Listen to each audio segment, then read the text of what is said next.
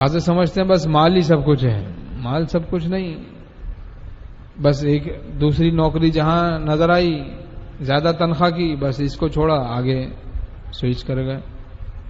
پھر کہیں وہاں گئے تو آگے کوئی زیادہ مال والی نوکری نظر آئی، زیادہ تنخواہ والی، ایک دم سے آگے چلے گئے. نہ کسی مشورہ کرتے ہیں کسی سمجھدار سے، کسی اللہ والے سے، بس اپنی رائے پہ چلتے ہیں. تو رفتہ رفتہ بعض اوقات ایسے لوگوں کا دین برباد ہو جاتا ہے جو اپنے دین کو بھی خطرے میں ڈال دیتے ہیں دنیا کی خاطر. دنیا کی خاطر دین بھی خطرے میں ڈال دیتے ہیں تو ان کا پھر دین ہی برباد ہونے لگ جاتا ہے. تو حکیم الامت تھانوی رحمۃ اللہ فرماتے ہیں کہ مال تو ہے ہی ضرورت کی چیز. بھائی مال تو ہے ہی ضرورت کی چیز، اور فرمایا بہت بڑی چیز راحت اور مناسبت بھی ہے.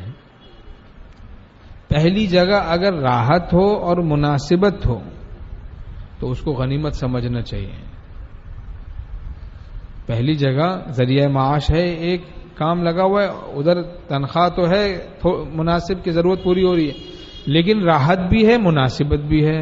راحت بہت ہے، مناسبت بھی ہے. نیک لوگ ہیں، ان کو دیکھ کے دل خوش ہوتا ہے، نیک ماحول ہے، راحت ہے، نماز پڑھنے بھی جا رہا ہے، اجازت ہے، تو بس اس کو غنیمت سمجھنا چاہیے.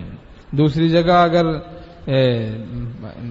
30 کی بجائے 50,000 ملیں گے لیکن نمازیں بھی خطرے میں پڑ جائے گی، دین بھی خطرے میں پڑ جائے گا، تو پھر دور رہے ایسی جگہ سے. دین کو دنیا پر ترجیح دیں. دنیا کو دین پر ترجیح دینا نہایت مردود فعل ہے، بہت ہی برا عمل ہے، بہت ہی برا عمل ہے دنیا کو دین پر ترجیح دینا. بعض پوچھتے ہیں بھائی 2 نوکریاں ہیں، دونوں میں تنخواہ برابر ہے، تو کہاں کریں؟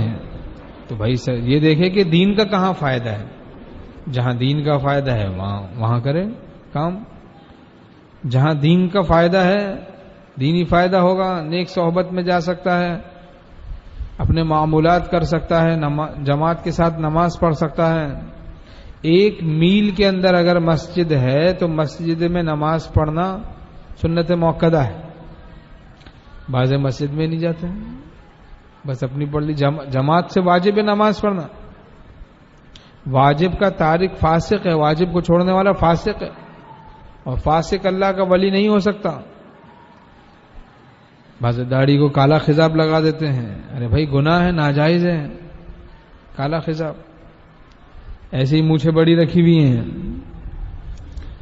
اور ٹخنے چھپے ہوئے ہیں، امامت بھی کر رہے ہیں. تو ہوش میں رہنا چاہیے بھائی.